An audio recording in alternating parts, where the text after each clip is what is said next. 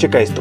En el 9º capítulo de Doctor Stone, Senku decide construir un generador eléctrico utilizando un imán y un disco de cobre preformado rudimentariamente. Para esto, Senku es ayudado por el equipo científico, principalmente por los hermanos Kinro y Ginro, encargados de hacer girar los discos conductores para así poder producir energía eléctrica. Como en este capítulo Senku contextualiza muy poco sobre el generador eléctrico, toca el turno de responder a algunas inquietudes que mucha gente se ha preguntado.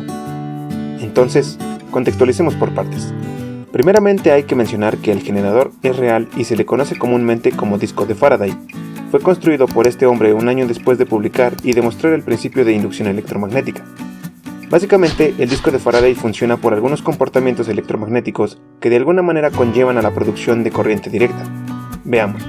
El disco en un inicio está acoplado a un eje que permite hacerlo girar en sentido horario o antihorario.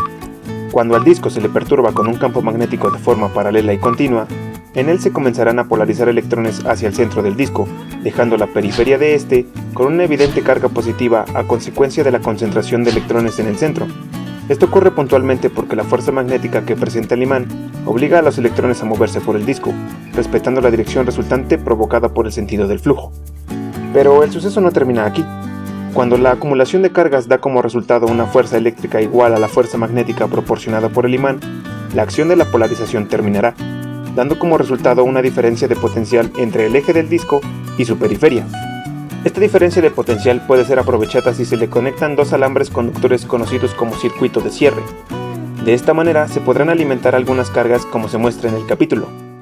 Una cosa muy interesante que también hay que mencionar es que si se invierte el sentido de giro del disco o la polaridad del imán, las cargas se polarizarán de forma inversa. Puesto que el disco que se muestra en el capítulo es bastante grande y la generación de energía se hace con dos discos, es probable que Senku pueda alimentar algunos dispositivos, ya que este prototipo no es muy eficiente en su totalidad.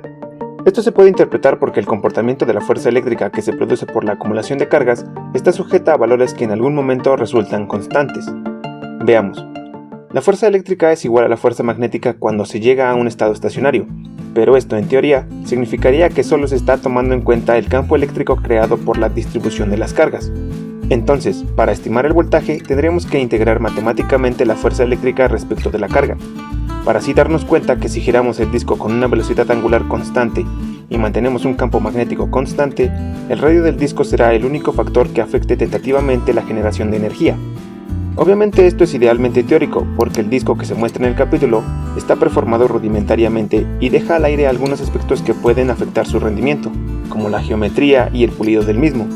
Aún así, es una buena referencia para sintetizar y contextualizar lo que en un principio era desconocido por la gente de la aldea, dando así una experiencia más de lo que en la vida moderna se toma como algo cotidiano.